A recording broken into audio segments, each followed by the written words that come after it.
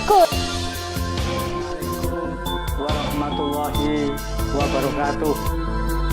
Saya Rektor Universitas Muhammadiyah Lamongan menyampaikan selamat datang di kampus Tangguh Semeru Universitas Muhammadiyah Lamongan. Saya ucapkan terima kasih kepada Assalamualaikum warahmatullahi wabarakatuh. Selamat pagi mahasiswa yang saya banggakan. Bismillahirrahmanirrahim. Alhamdulillahirabbil alamin. Amin amin ya rabbal alamin. Amma ba'du. Pada kesempatan semester ganjil maksud saya di pelajaran 2020-2021, saya mengucapkan selamat anak-anak sudah diterima di UNLA. Semoga tujuan kalian menjadi tenaga kesehatan terkabul. Dan yang kedua, saya mengingatkan bahwa di masa pandemi COVID-19 ini kita tetap melaksanakan 3M. M yang pertama adalah memakai masker, M yang kedua adalah menjaga jarak, social distancing, dan ketiga adalah mencuci tangan dengan air dan sabun. Mudah-mudahan dengan selalu kita melaksanakan 3M ini, maka kita terhindar dari COVID-19 dan kita berharap COVID-19 ini akan segera hilang dari muka bumi Indonesia. Amin. Amin. Anak-anak yang saya banggakan, jadi ini adalah rencana perkuliahan yang akan kamu berikan selama 1 semester di semester ganjil ini. Yang pertama adalah pengantar Pancasila. Ini akan saya berikan 2 kali pertemuan. Kemudian Pancasila sebagai sistem filsafat, ini 2 kali pertemuan. Pancasila sebagai etika politik, 2 kali pertemuan. Dan Pancasila sebagai ideologi nasional, ini 2 kali pertemuan. Kemudian ada kegiatan ulangan tengah semester. Dari mana materi UTS ini? Materi UTS ini saya ambil dari 4 materi ini.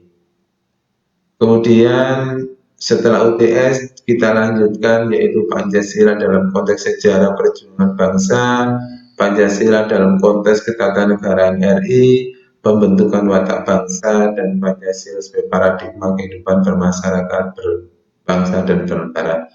Ini adalah rencananya adalah 6 kali pertemuan, tapi nanti kita padukan dengan RBS yang diadakan oleh kampus sehingga nanti fleksibel. Dan untuk materi UAS anak-anak, ini yang saya berikan adalah materi yang harus dipelajari, adalah 4 materi ini saja. Jadi untuk UTS ini 4 materi, dan untuk UAS adalah 4 materi. Jadi supaya nanti tidak tanya-tanya, jadi ini materi 4 ini untuk UTS dan 4 materi untuk UAS. Kemudian kriteria penilaian, ini adalah kriteria penilaian sebagaimana yang anak-anak pahami. Jadi kalau nanti ada yang dapat BC, ini bisa ada perbaikan, yaitu menjadi B. Tapi yang mendapatkan nilai B itu tidak bisa perbaikan. Jadi perbaikan itu adalah di bawah materi B. Kemudian untuk yang mendapatkan B tetap. Dan yang perlu diperhatikan juga Nana ini yaitu tentang bobot dari masing-masing UAS, UTS tugas, dan kehadiran. Ini mohon diperhatikan bahwa antara UAS, UTS, maupun tugas ini bobotnya adalah sama. Kemudian tentang partisipasi mahasiswa. Untuk mahasiswa ini dapat dievaluasi bila kehadirannya adalah 90%. Dalam arti kalau misalkan ada mahasiswa yang hadirnya itu 75-80%, ini dapat mengikuti ujian dengan tambahan tugas. Misalkan kalau ada anak-anak yang alfanya itu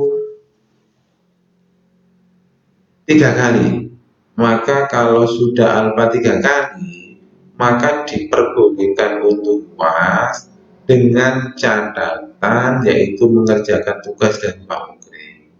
Tapi kalau kehadirannya itu kurang dari 75% dari 14 atau 16 pertemuan, maka nanti tidak diperkenankan ujian. Dan ini di masa COVID ini saya nanti memberikan absensi tiap-tiap ada kegiatan ujian anak-anak, tiap ada kegiatan kuliah dengan harapan nanti anak-anak itu mengisi dari masing-masing kuliah yang kita laksanakan.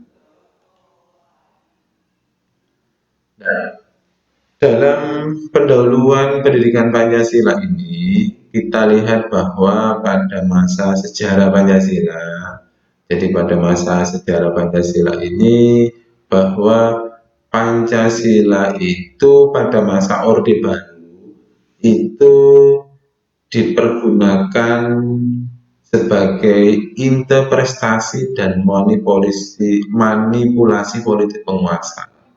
Ini maksudnya adalah bahwa Pancasila diartikan untuk kepentingan penguasa dan Pancasila itu dipakai untuk melanggengkan kekuasaan penguasa. Dengan demikian, supaya penguasa ini tidak turun tahta, maka menggunakan Pancasila sebagai tameng, sebagai jubah. Yang kedua, Nana, dalam masa Orde Baru, pendidikan Pancasila dianggap berkaitan dengan proses indoktrinisasi bagi generasi muda menimbulkan reaksi penolakan negatif. Jadi maksudnya adalah bahwa proses pembelajaran pendidikan Pancasila pada masa Orde Baru ini, pada masa Orde Baru waktu itu maksud saya, itu dipakai doktrin. Maksudnya doktrin itu ada pemaksaan, sehingga mereka itu tidak diberikan keleluasaan untuk memberikan alternatif pemecahan agar mereka ini diberikan kesempatan untuk berkontribusi dalam pengembangan Pancasila.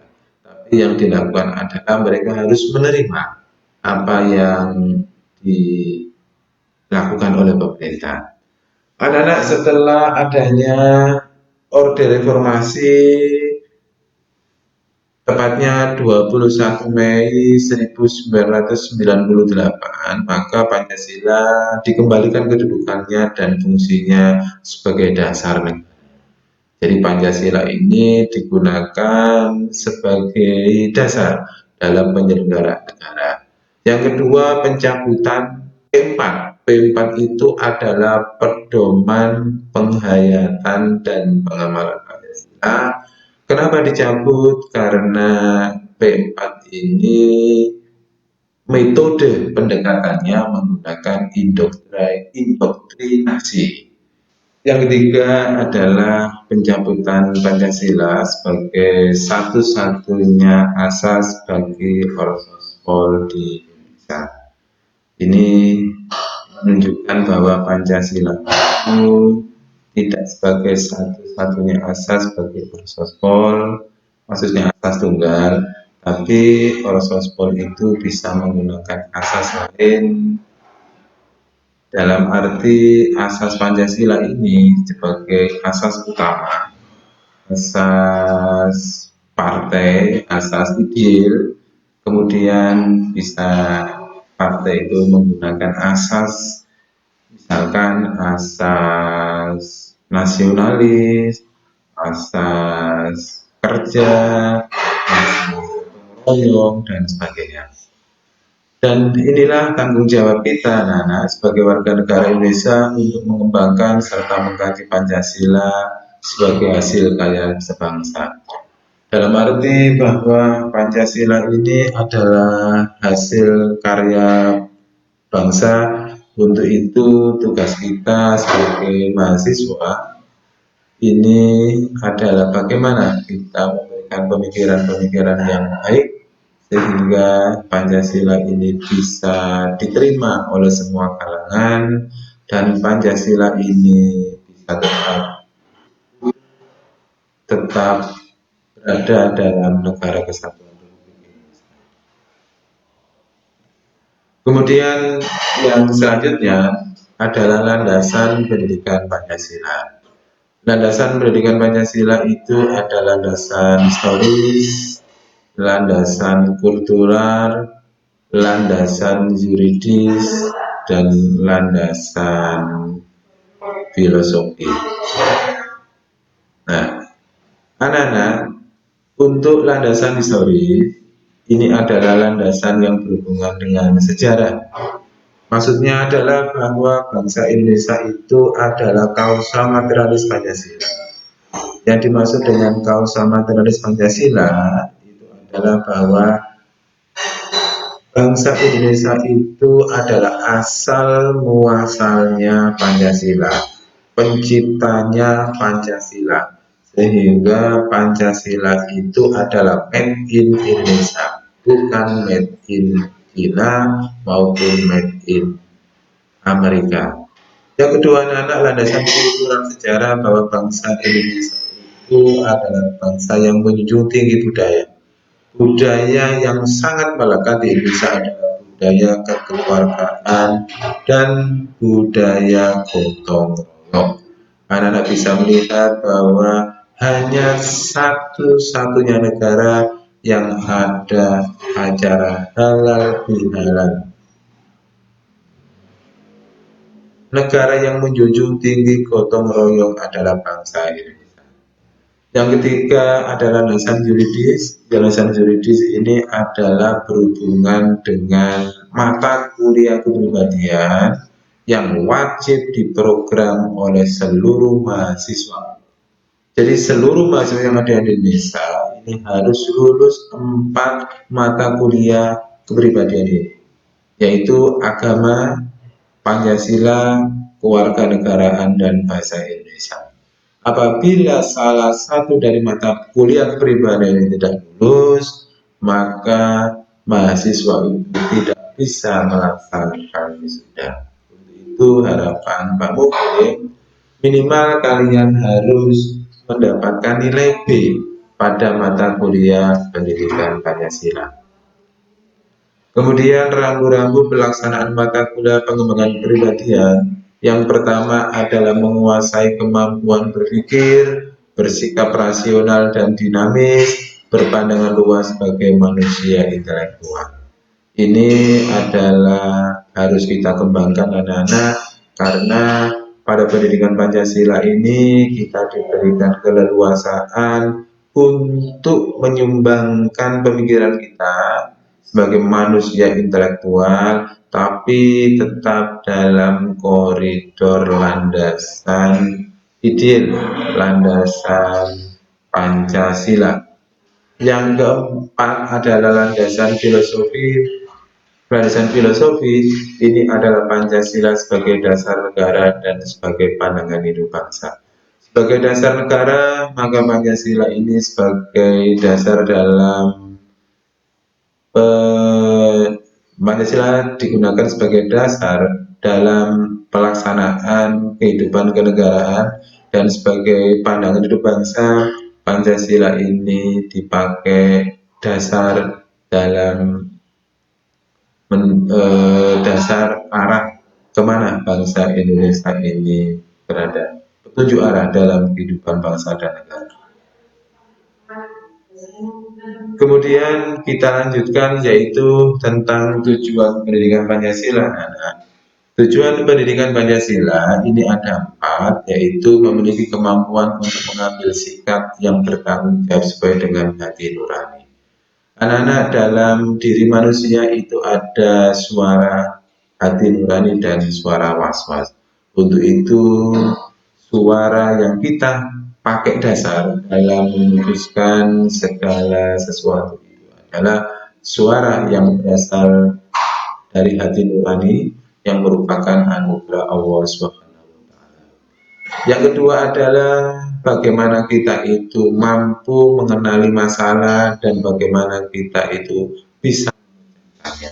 Semua orang punya masalah. Untuk itu masalah yang kita hadapi harus kita pecahkan dengan cara-cara rasional, dengan cara kita itu mengedepankan intelektual, dan tentunya kita mendekat kepada.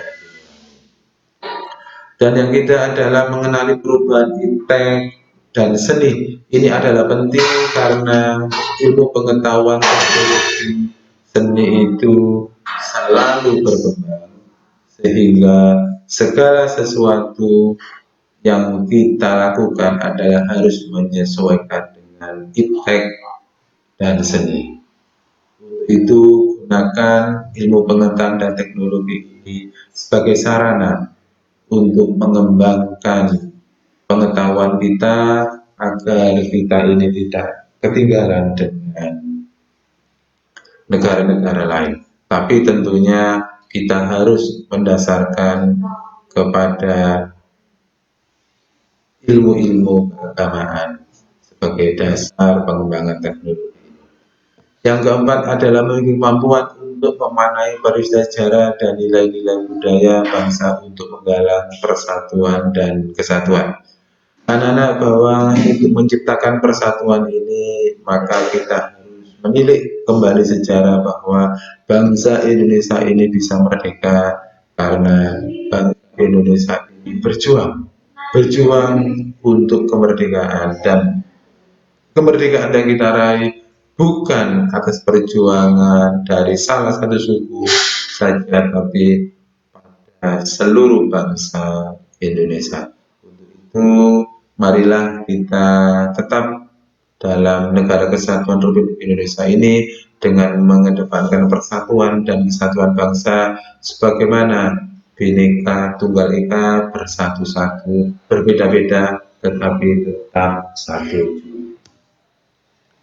Dan anak-anak, kita akan lihat rumusan Pancasila yang sah. Rumusan Pancasila yang sah ini terdapat dalam pembukaan Undang-Undang Dasar 1945 alinea keempat, diperkuat dengan TAP MPRS nomor 20 MPRS 66 dan Impres nomor 12 tanggal 13/68, yang menekankan bahwa pengucapan, penulisan, dan rumusan Pancasila dasar negara bangsa dan benar adalah sebagaimana tercantum dalam pembukaan Undang-Undang Dasar 1945. Sebagai penutup perkuliahan ini, maka saya akan memberikan latihan penguasaan konsep dan pemecahan masalah.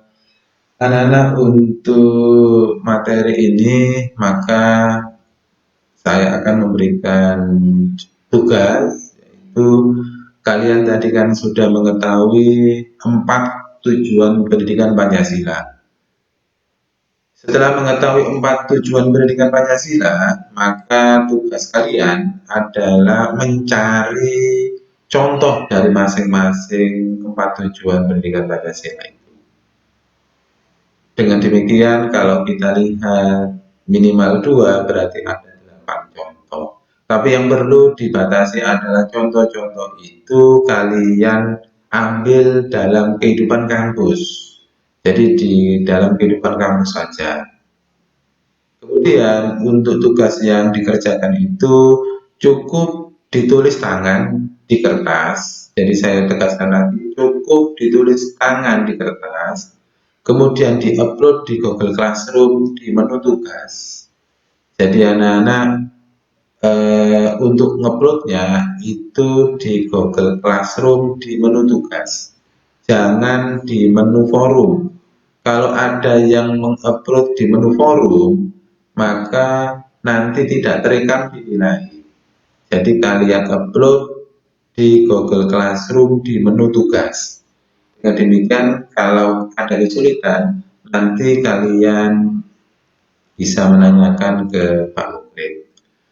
Demikian anak-anak tentang materi pengantar pendidikan Pancasila di pertemuan pertama ini, semoga bermanfaat dan semoga kita tetap dalam lindungan Allah Subhanahu wa taala, kita diberikan kesehatan, kita tetap di jalan Allah Subhanahu wa taala. Ihdinas siratal mustaqim.